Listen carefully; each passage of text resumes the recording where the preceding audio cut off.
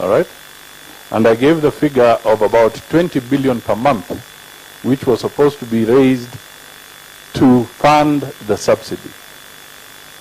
It was clearly not sustainable.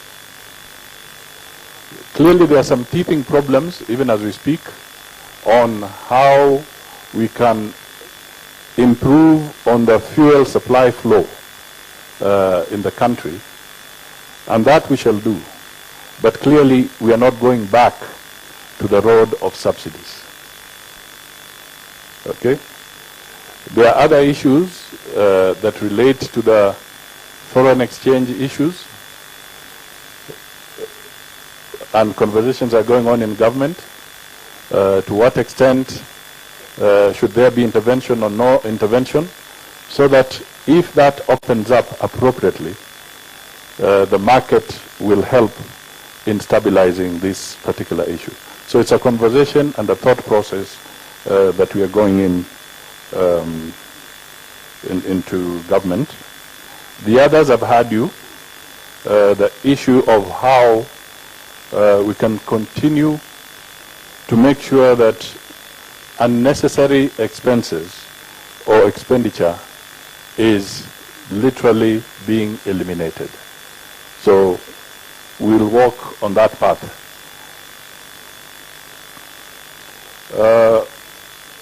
Salma Ocheng, on the issue of whether parties should merge or not. We are here at the Center for Multi-Party Democracy.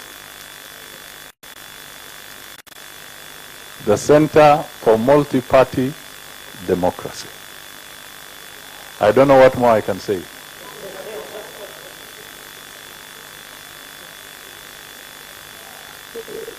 To enhance democracy, political parties are recognized in our Constitution.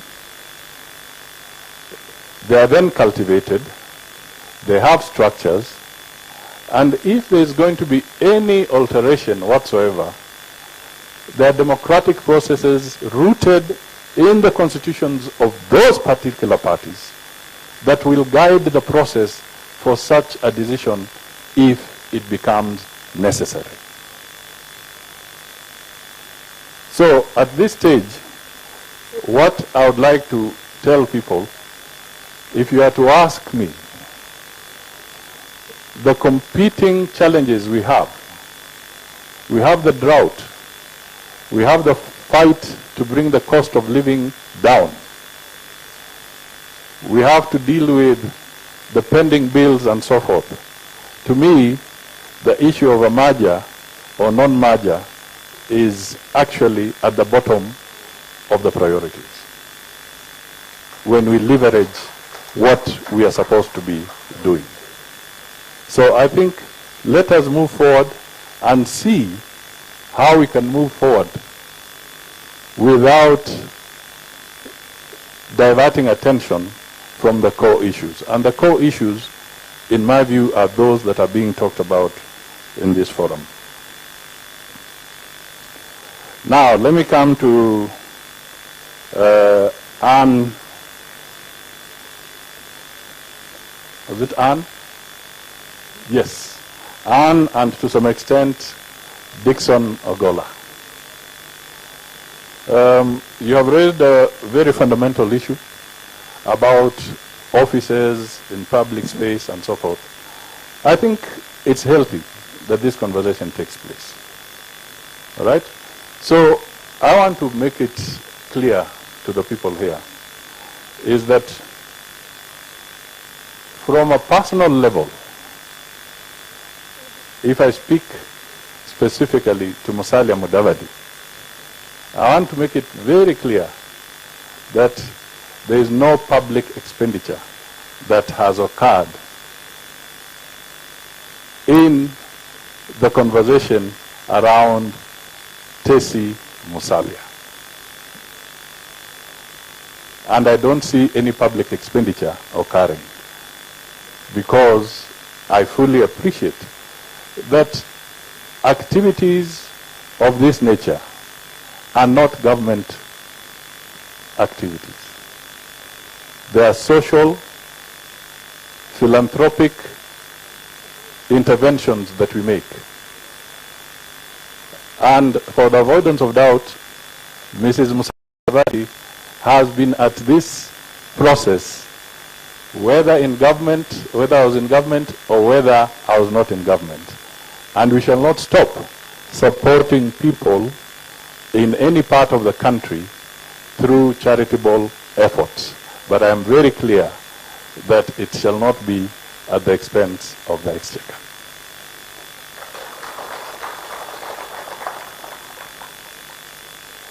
Now, there are some cases that you say were dropped.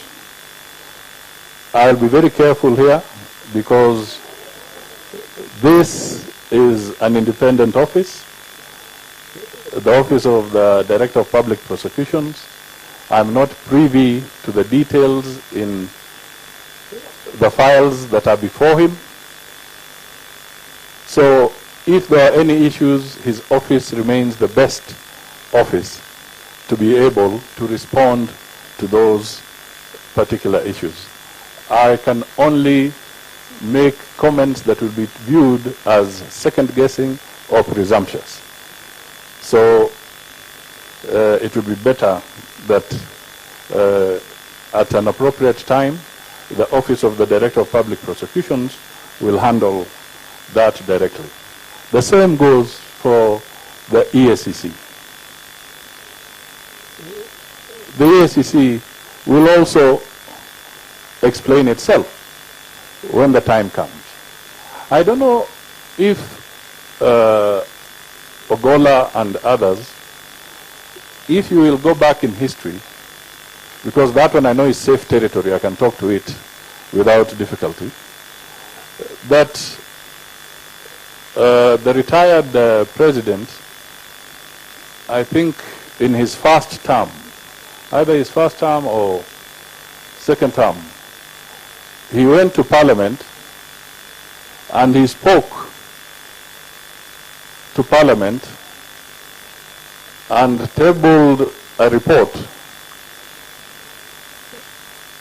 about EACC cases and when they're supposed to be done, when they're not supposed to be done, and all that. It was, if you go back to the Hansard, you will see that report. And if I recollect, that created a very big problem for him because it was perceived that he had interfered with the mandate of the EACC. And indeed, some of the cases that he cited, the lawyers, who are very bright, went to court and said that there was no due process, no free process, and some of those cases collapsed. So it is better that independent agencies like the EACC handle their matter independently, and from where I stand, it would not be prudent for me to comment on that. The issue of the judiciary is the same. We may not like what the judges have ruled, but it is their domain. It is a constitutional position. And they are there to make their decisions. They may be in our favor, they may be against us. But where we are, as a country that respects the rule of law, we have no option but to accept the decisions of the court. And more so when it was the last court, the highest court, making a decision. So I'm not a lawyer, but if there was any reason that somebody wanted to review, I think the lawyers can argue if there are ways of seeking a review over something like that. I'm not an expert in that field, so I cannot speak to it. But we cannot run away from the fact that we need to respect the constitutional lanes as they have been provided for.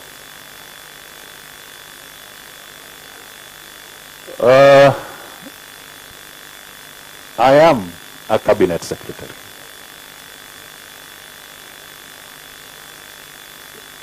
Properly vetted by Parliament, ratified by Parliament, then gazetted and formally given my letter of appointment by the President of the Republic of Kenya in accordance with the Constitution. Mr. Ogola, I would be happy to serve you when you come to my office if the need arises. So, the final question that I want to put to Miriam. I remember you, Miriam. We were with you in some of the various fora where you stood out very honorably on behalf of the people with disabilities.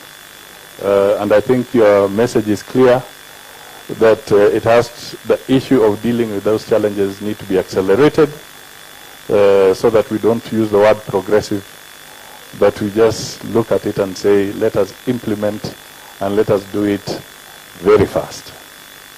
Thank you. I think that was my final bit, but I want to say to the Vice Chairman and to the facilitators, asante sana. Thank you for your reactions. Thank you for your comments. This has been very enriching. And God willing, if my health is perfect, I hope I will be here again with you on another occasion. Asante sana, and God bless you all. Thank you. I think it deserves a much better hand clap, more than that we've done. We have come.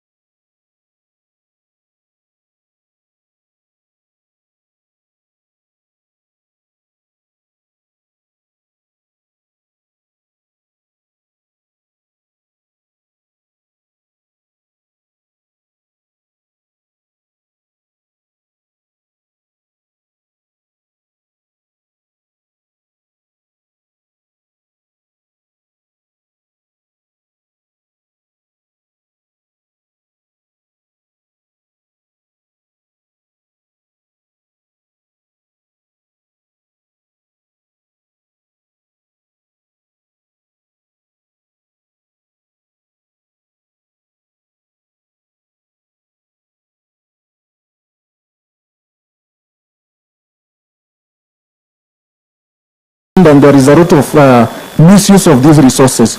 Only few counties, if I can remember, maybe Makueni and Nyandarua, who have been given clean bill of health. Other counties have been reporting unqualified reports.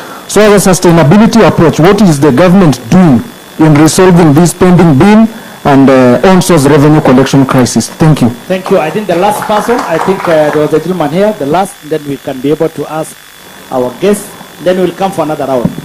So far, so good. Okay. I'm Dr. Samuel Mbutu from Department of Political Science, UON. So, Bwana Prime Minister, thank you so much for your elaborate comments. I think one thing which the Prime Minister stands out for, he is very sober in his discussions and in his approach to ideas. I must credit you for that. However, two things, Bwana Prime Minister. I know, having been in government for so many years, you understand Kenyan economy in and out. There are very few things we can tell you. However, there are two things which as the university we find most governments are not paying attention to. One, research-driven policies or research-driven decisions. So I urge you in your government, kindly, the decisions you make, whether on education, on economy, can they be research-driven? And for us as the university, there is a lot of knowledge there. Why don't you just come, hear what we have, or compare what we have with what you have, then get something good out of it? Lastly, leakages, which my brother has talked about. That should be the elephant in the room. I've never believed that in this country we have scarcity of resources. No. What we have is enough. The only problem is we are misusing what we have. And the corruption we are used to talking about is corruption on the expenditure side. Bwana Prime Minister, there is another corruption which is less talked about. Corruption on the collection side. Please pay close attention to that and you will see, you will collect more and you will be able now to fund bottom-up approach which Simon Kamau, my classmate Kule Makerere, normally talks about. Thank you so much. Wonderful, wonderful. Bwana Prime Minister, you can be assured if that is your lecturer, you have no option but to pass the exam. And so I think after this, myself with Malala and SG of ANC, we will come for the evening classes. Thank you so much. So over to you, Prime Minister. Okay, thank you. I'll start with Ndoto.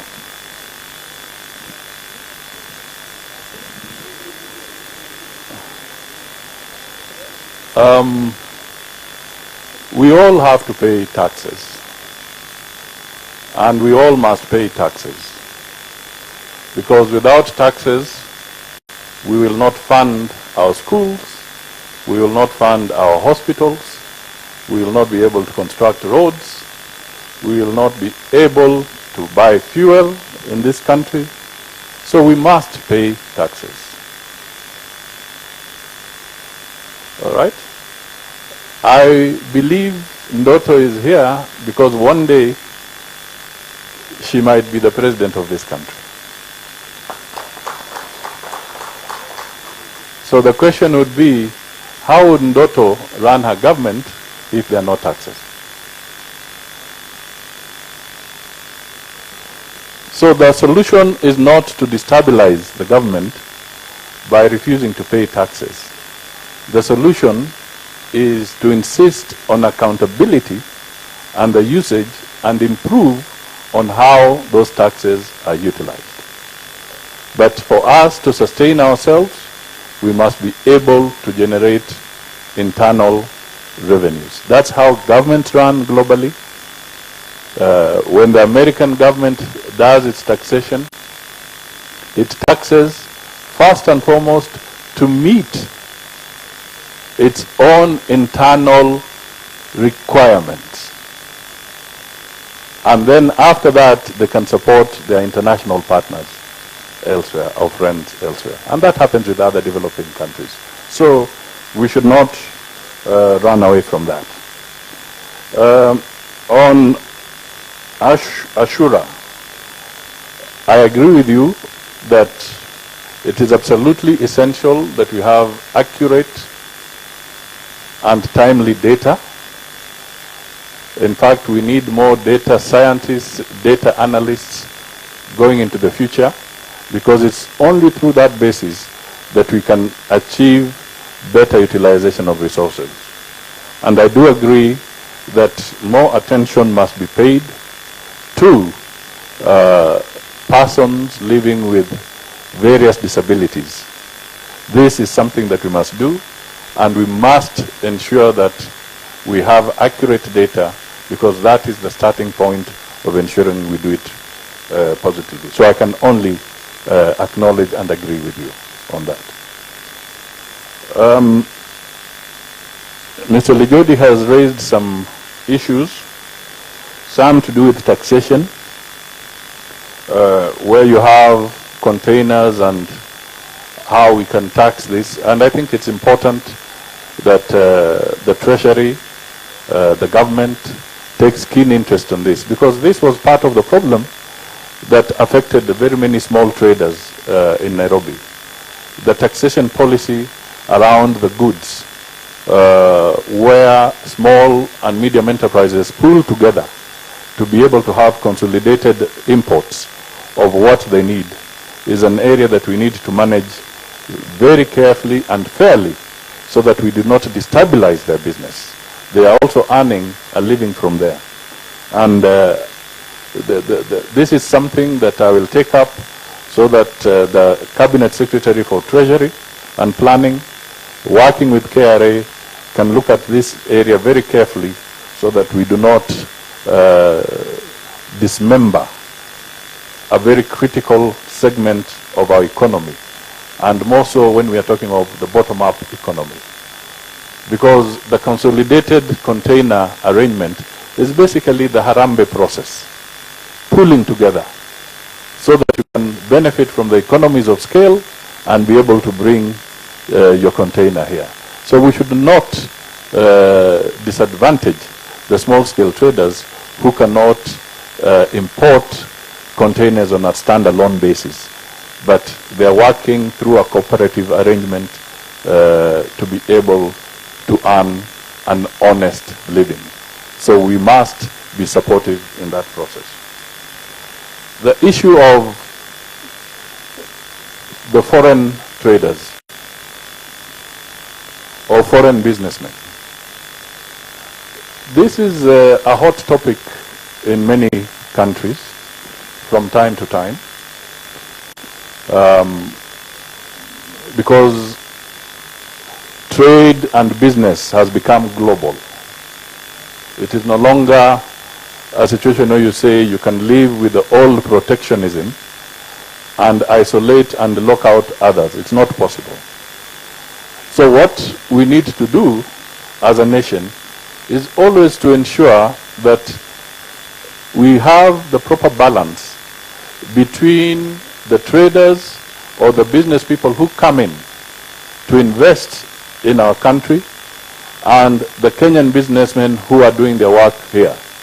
And I say so because, Mr. Lijodi, it may be of interest to you that one of the largest foreign direct investors in Uganda are Kenyans. And in the region, Kenyans are huge investors in the region. Some have moved away because of punitive taxation here, and they found it easier to invest in those countries, and they are creating jobs in the region, and they're earning resources. I don't have to mention all of them, but you can talk about Bidco, you can talk, they're investing in the region. So when we talk about how do we manage our relationship with the foreigners, we should not approach it from a xenophobic angle. You know, xenophobic is, we have seen it. We saw what happened in some countries in the south, where certain nationals were being subjected to beatings and inhuman treatment. We should not fall into that trap, because even you as Kenyans, you find your way to China for your merchandise. You import from there. Sometimes you are forced to go there and stay even for 1 month sourcing these products so that you can bring them here. So we need to balance, because how would it be if, for instance, you are blocked from going to that country, or if you are mistreated in that country? So we need to be very careful in terms of our trade policy, in terms of being sure that we can attract foreign direct investment. We can also attract trade, all right? But we must balance it through proper policies, but not through discriminative approaches, not a xenophobic approach. But let us look at it from a business perspective and rationalize our arrangements. That is what a civilized nation. Some questions. I will look for Governor Sakaja and tell him there are very hot issues here. How to manage the balance between the small-scale traders or hawkers and the ones who pay rates to the county government and so forth. This is a challenge, and I'm sure there are two governors, former governors here. They'll also speak to it, hopefully. Lonyangapuo and Professor Kibuta Kibwana, who was also my teacher. They will perhaps throw in something here on this particular conversation. But all I can say is that going forward, county governments and indeed even the national government will have to do more in providing well-organized spaces within our urban centers and within the rural areas to allow the small-scale traders to have decent trading places for their businesses. That is something that we'll have to work on as we go forward. And as I said, these are not instant coffee solutions, but they are solutions that require constant, planned, and protracted investment in some of these areas.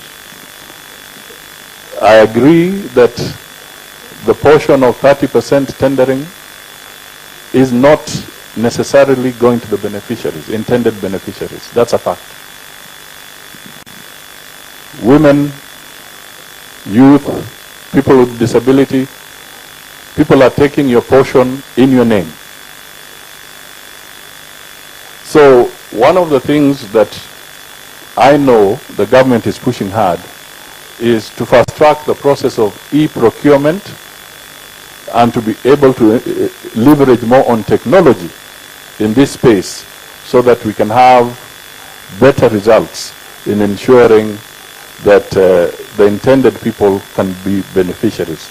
Because the traditional way is showing us very clearly there's a lot of cheating and the intended people do not benefit. So technology may be our solution as we move forward.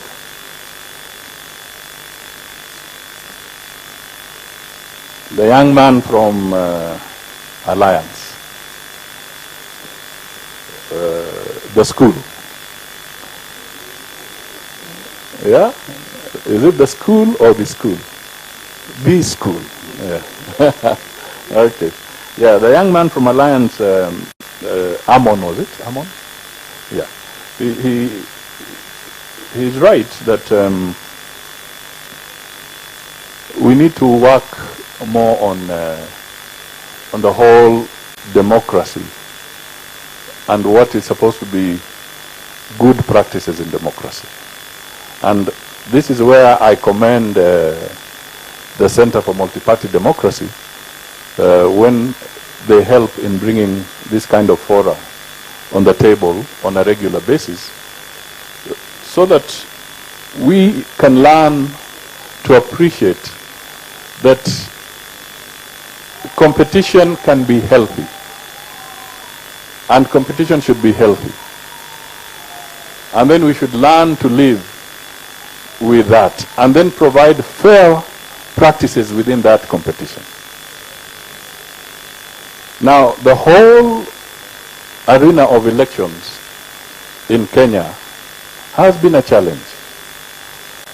You know, whether it is elections in the parties, whether it is elections in cooperatives, whether it is elections in land buying companies, whether it is elections for the parliament or for the Senate, we have always had challenges. But we are making progress. We are making progress. I see that in the years to come, because our systems are being tested, you know, if we go back and we look at how the elections were before, and then we come to a situation where we have seen that you can go through an election, then you have institutions like the Supreme Court, which can nullify an election. In 2017, we saw the Supreme Court nullify an election and order for a repeat. We have seen it also even in parliamentary. In 2017, as an example, if I give statistics, I think there were over 300 petitions across the country, whether at county government level or at parliamentary and Senate levels, or just say parliamentary levels. There are about 300 petitions.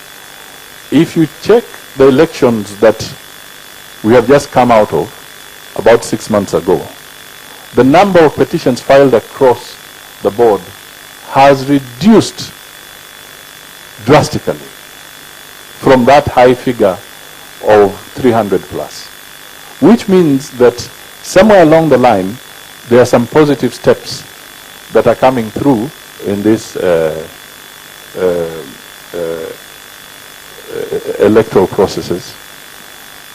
We need to continue working on the IEBC in this country, equipping them better, having them better resourced, training people, and ensuring their safety.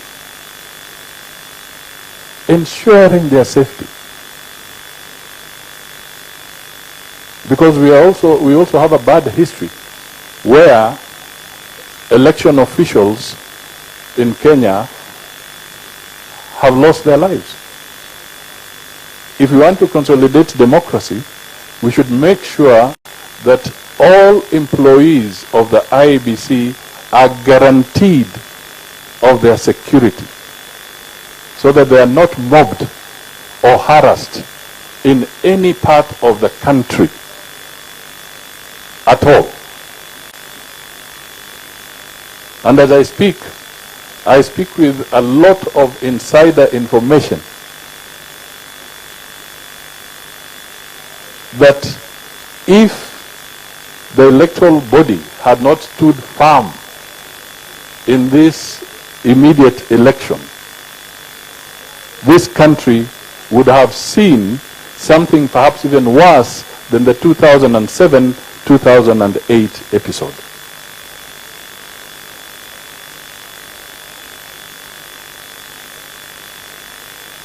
This was the first time we are seeing a situation where people who are not directly involved with the management of elections heading into the National Tallying Center and trying to demand the reversal or alteration of results. What saved this country was also technology. Because what was on the portal is exactly what came from the polling stations. Now that is a serious advancement in our democratic process. They are slow, they may be baby steps, but they are very significant steps in making sure that we improve on our democratic processes and our election. And I can tell you that a lot of the observers,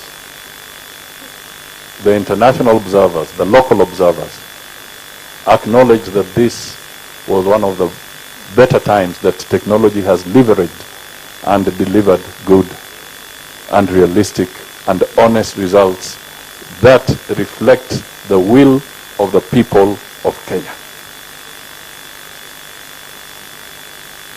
So we still have a journey to go, but we are moving in the right direction.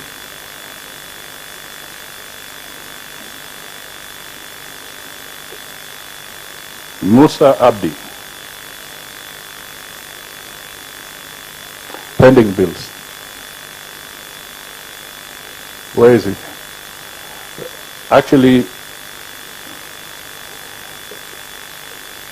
you've talked only of the county government, but I may shock Kenyans today because the total pending bills on record so far are over 1 trillion Kenya shillings.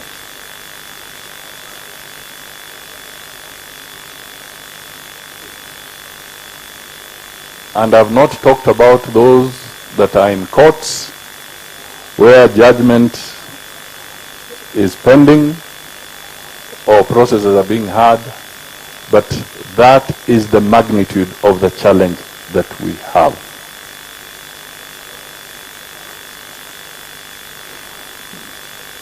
Now, we have a major task because these bills must be verified. Because definitely a good chunk of them are either fictitious or seriously inflated.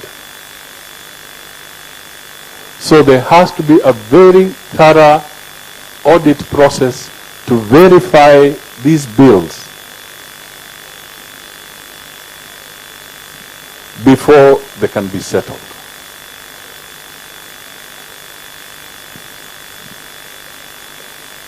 The challenges are immense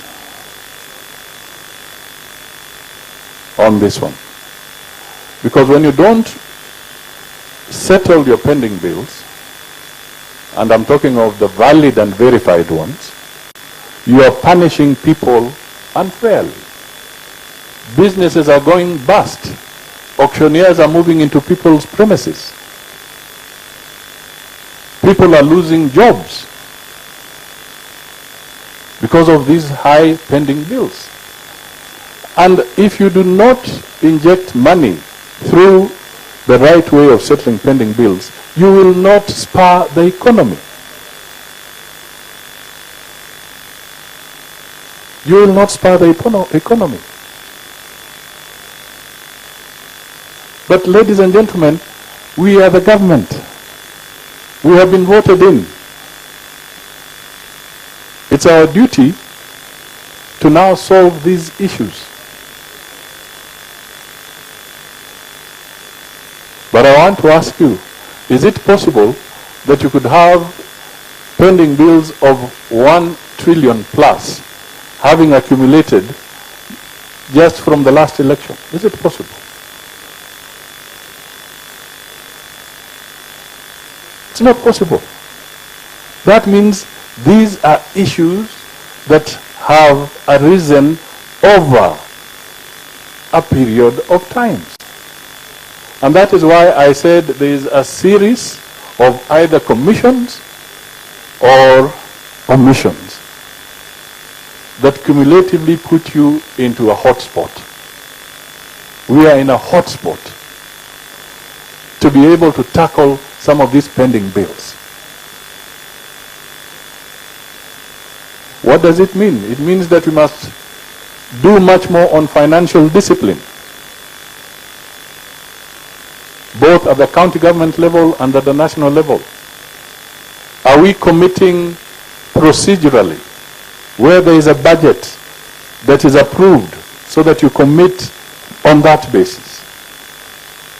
Are we signing off those contracts after going through the process? If not, then we will not solve our pending bills problem. And they normally say, dawa ya deni ni nini? So as a government, we have to remember that there is that businessman in Kiambu, there's that businessman in Mandera, there's that businessman in Kisumu who built a road, who built a school, who supplied something and has not been paid, but his banker is now auctioning him.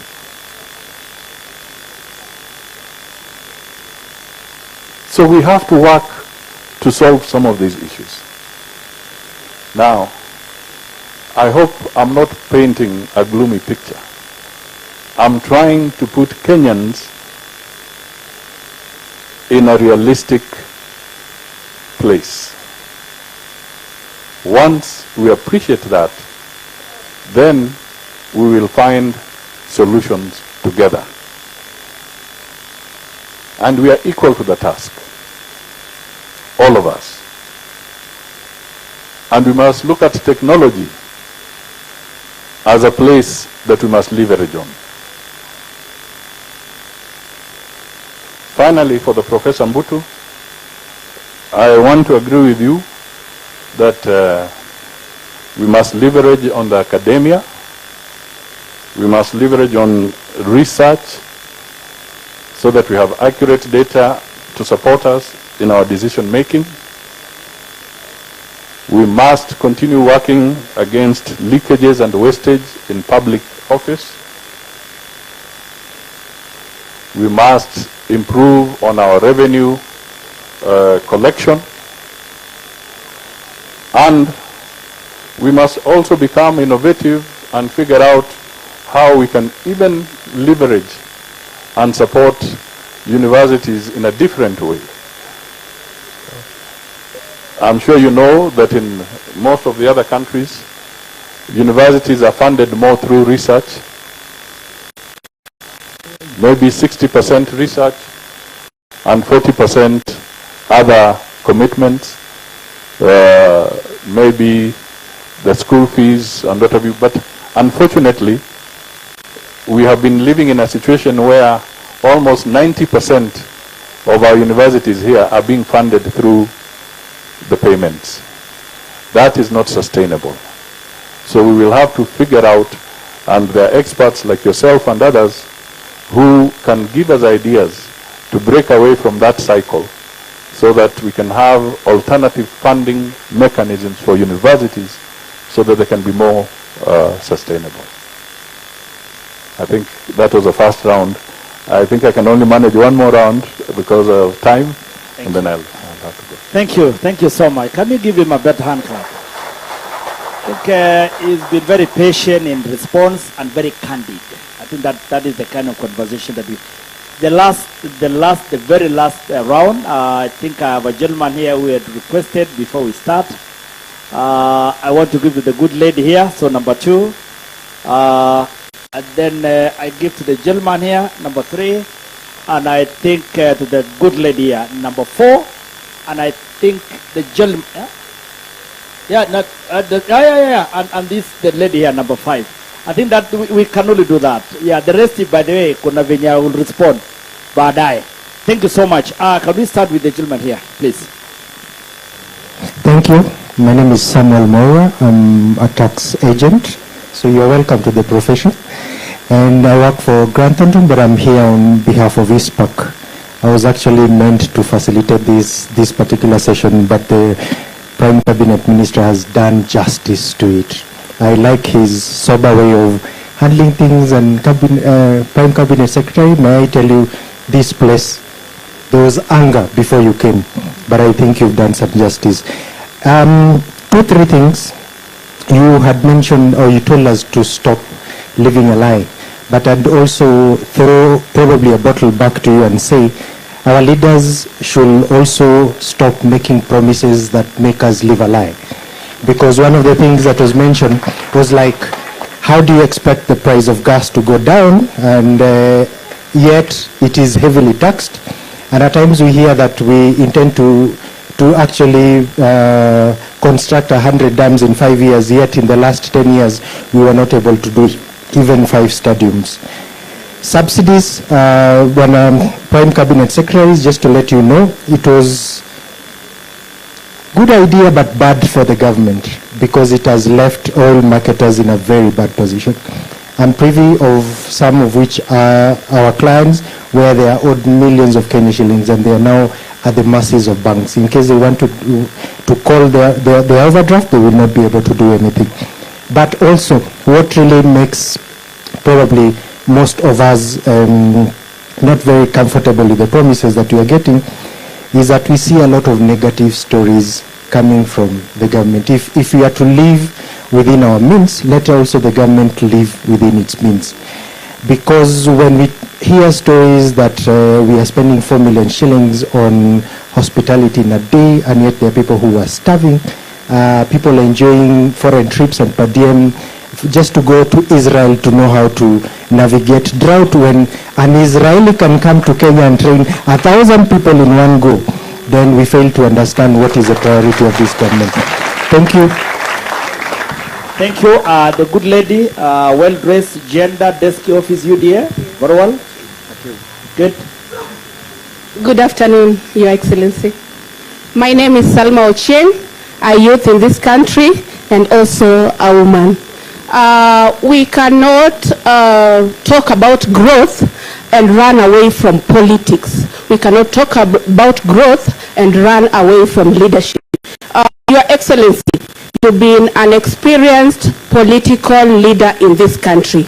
Now we are looking at a position of sustainability, and you have also talked about sustainability.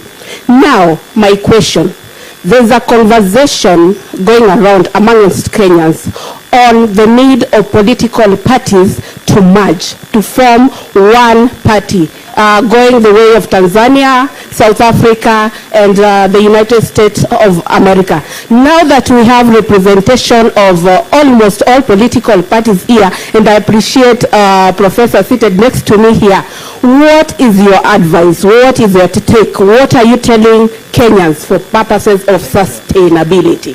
Thank you. Wonderful. Thank you very much. That is upcoming Deputy President in future. Can we give to the lady here, please? The lady here. The lady here. I will only pick those who I had given, please, for now. Good. Good afternoon, everyone. My name is Molin Ann from the Technical University of Kenya and USPAC.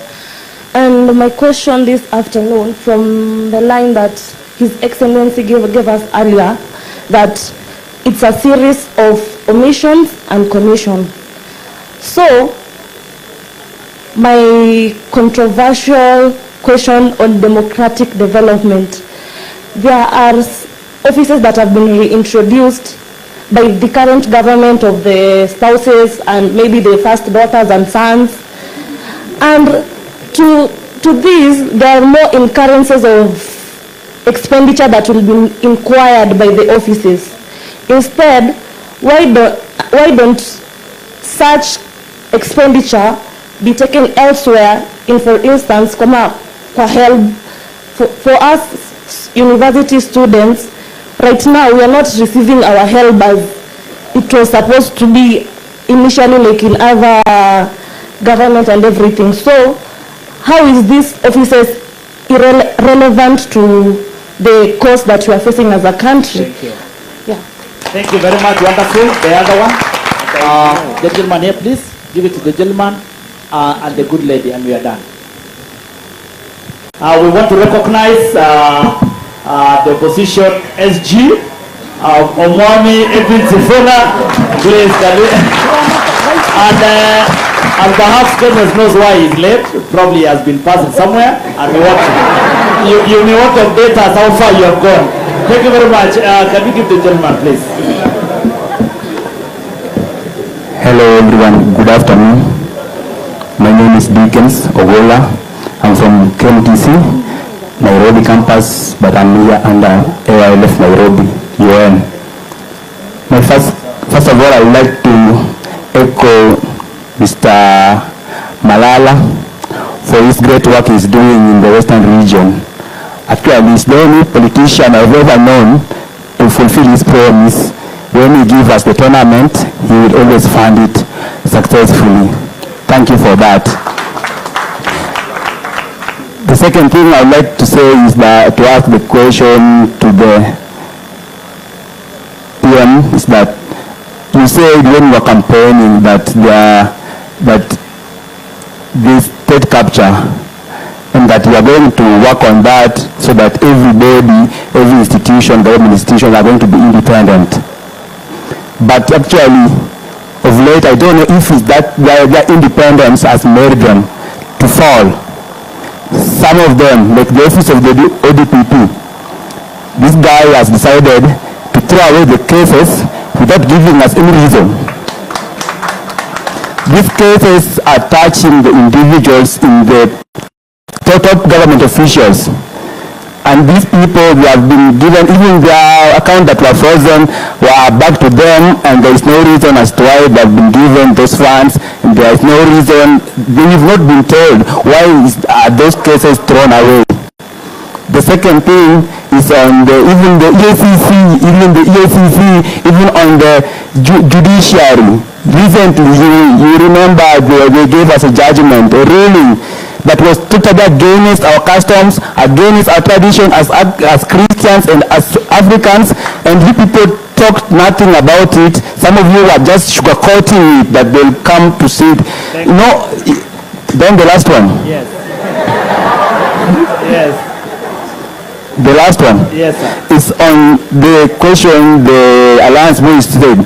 You know, there's a question he posed to the PM that he didn't respond on. I think maybe because it was attaching indirectly, the question that lady also I said, Senior, may you give us the elaboration on the same so that we get to know. And even to my concern, that the office, you've always been the champion of protecting the Constitution. And I've always seen in every platform saying that Constitution must be protected. But to my understanding is that the post you're holding is not in the Constitution.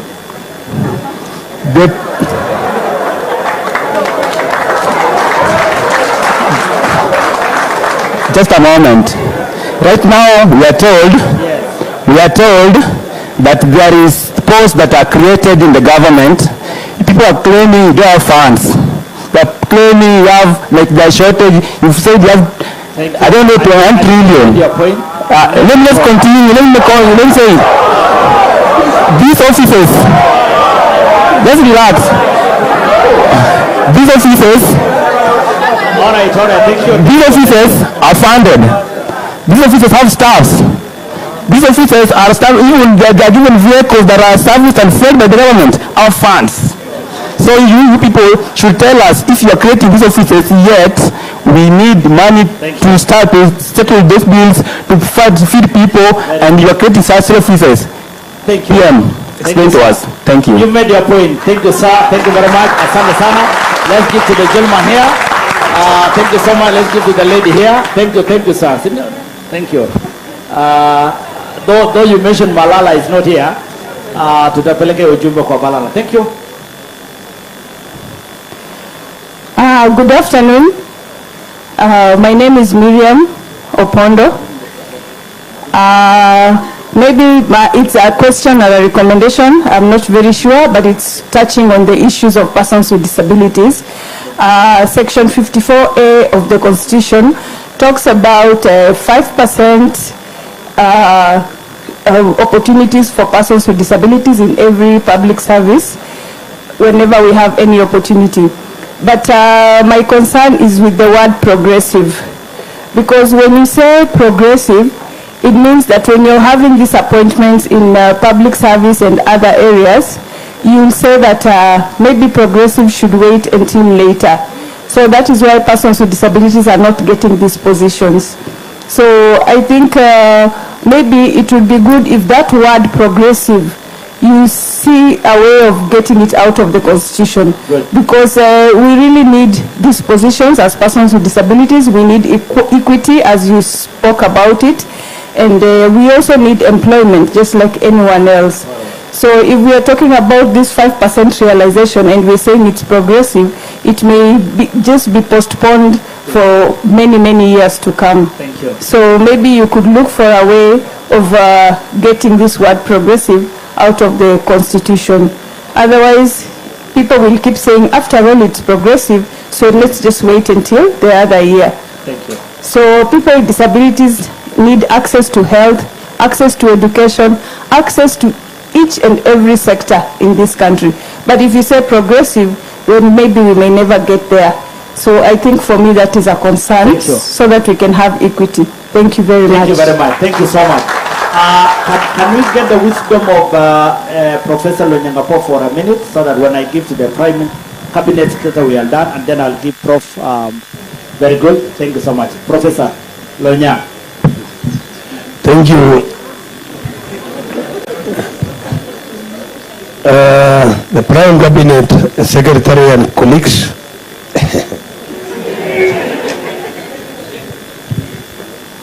Nyinyi wanafunzi.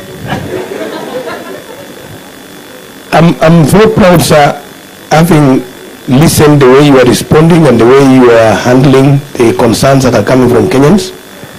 I've been one of the facilitators and one of the participated in the forums that have been going since yesterday, especially in the Center for Democracy. And I am so happy with the interaction that we are setting for us as Kenyans. And this is the way to go, so that we can be able to ask raw data that we think needs to be asked. We don't know, and even those that we know. So what we learned as we were discussing on democracy here, see, as Kenya has been a multi-party state for 11 years. We were single democracy, single state for 50 years. And we have countries that have been having multi-party for the last 200 years, 150 years. So to me, I want to propose that the opening of space that we are seeing now, coming from the current government and the future governments, we really need to participate as Kenyans to make sure that we propose what we think should come out to be followed for the sake of our people, but not also that we have common values that don't change for this country, for us to continue to be one. And we should not fast track our democracy to be equivalent to those that have been alive for almost 200 years. We can't. So the challenges we have, we continue moving it together, but we need to have safeguards. And I'm proud that the Prime Cabinet Secretary and all the others who are in government and those of us who are also outside are putting the nation at the heart of our movement, so that we don't go beyond that. Otherwise, I'm happy to listen. I'm told my friend Professor Gifuta Zidane is around. I am on leave for a few more years before I come back. Thank you, sir. Thank you. Thank you so much. Therefore, I would want to welcome His Excellency, so that he can be able to respond and to give us his partition. Welcome, sir. Okay. I'll start with the Sam Mora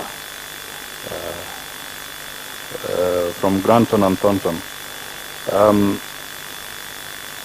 I think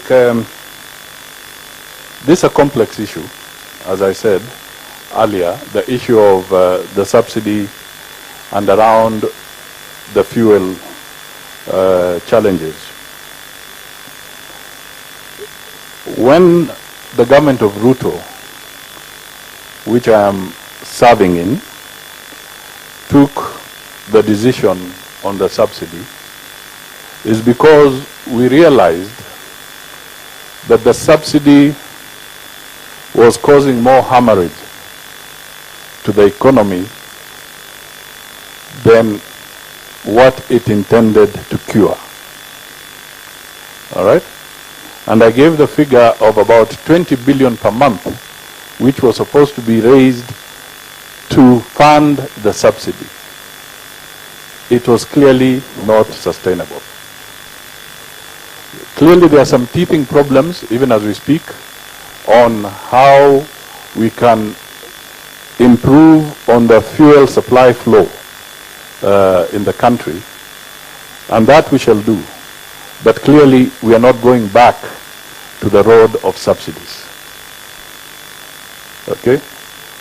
There are other issues that relate to the foreign exchange issues, and conversations are going on in government.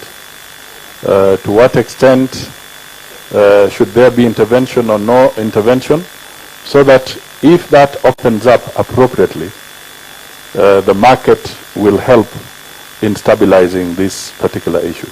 So it's a conversation and a thought process that we are going into government. The others have had you, the issue of how we can continue to make sure that unnecessary expenses or expenditure is literally being eliminated.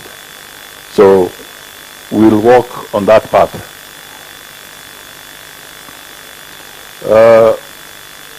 Salma Ocheng, on the issue of whether parties should merge or not. We are here at the Center for Multi-Party Democracy. The Center for Multi-Party Democracy. I don't know what more I can say.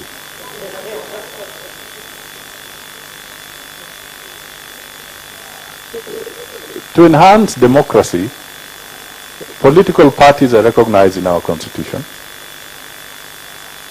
They are then cultivated, they have structures, and if there is going to be any alteration whatsoever, there are democratic processes rooted in the constitutions of those particular parties that will guide the process for such a decision if it becomes necessary.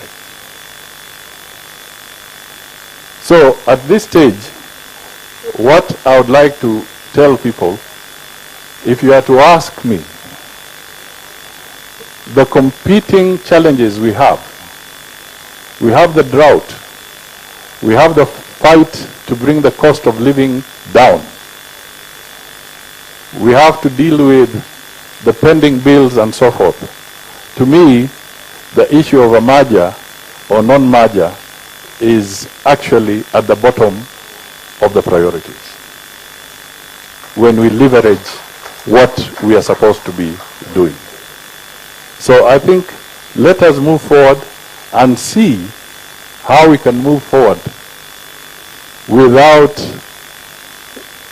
diverting attention from the core issues. And the core issues, in my view, are those that are being talked about in this forum. Now, let me come to Anne